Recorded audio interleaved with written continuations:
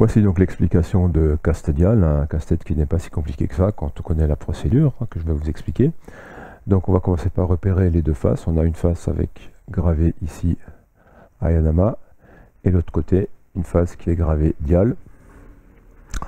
On va se mettre côté Ayanama, on va tenir le casse-tête comme ceci avec la gravure en haut à gauche et le casse-tête dirigé vers le bas. On remarque au milieu que la pièce du milieu est composée donc de deux pièces, dont une qui est plus épaisse que l'autre. Là, quand je vais tourner comme ceci, la pièce de gauche est plus épaisse que celle de droite.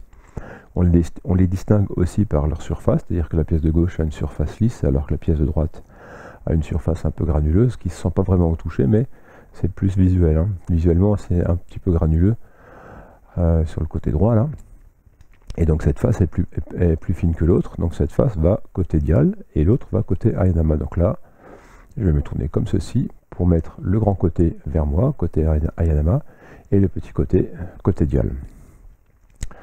Alors je retourne le casse-tête comme ceci pour mettre le côté dial à 6 heures. Voilà, donc verticalement, vers la pointe en fait, vers la pointe qui est en bas. Je le retourne et ici je me mets à 8h10.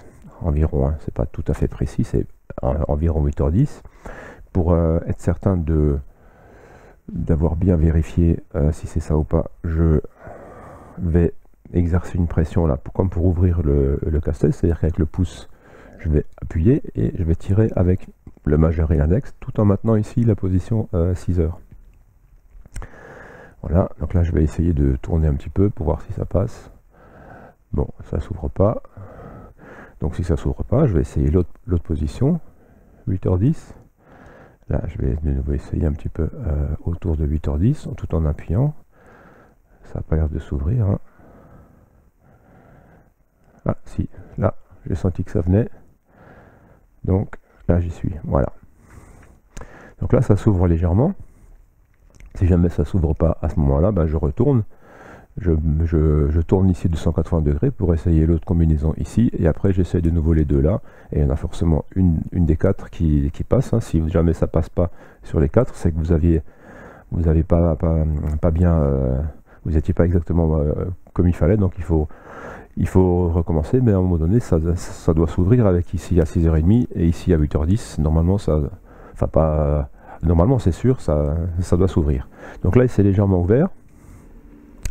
Une fois que je suis dans cette position-là, je vais me mettre ici sur le côté Ayanama, je vais me mettre à 6 heures. Voilà. Et je vais encore avancer un petit peu, voilà. Et de l'autre côté, pardon, maintenant il faut que je me tourne comme ceci, je vais tourner comme ceci, ça sera plus clair.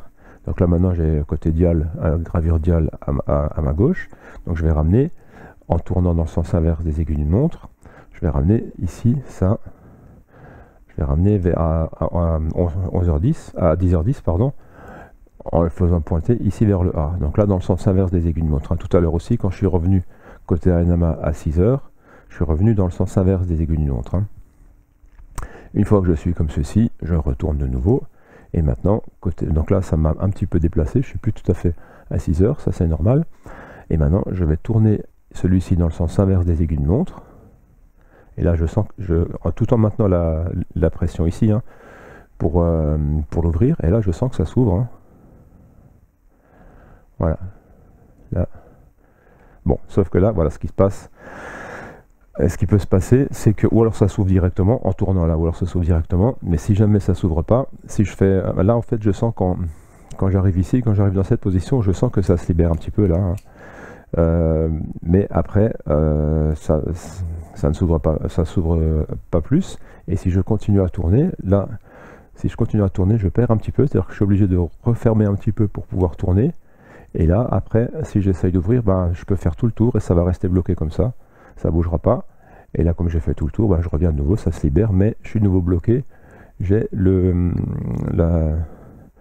disque ici qui ne tourne plus. Donc ce qu'il faut faire dans ce cas-là, il faut légèrement refermer le casse-tête, tourner à 180 degrés, voilà, ouvrir, appuyer pour ouvrir, et là on va tourner dans l'autre sens, donc dans le sens des aiguilles de montre, doucement, et là je tourne maintenant, je tourne dans les deux sens, comme ça, comme si je voulais pomper.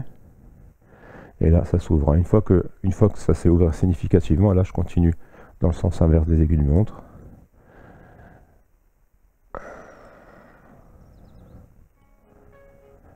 Et là, il devrait s'ouvrir. Voilà. Là, il s'est ouvert. Hein.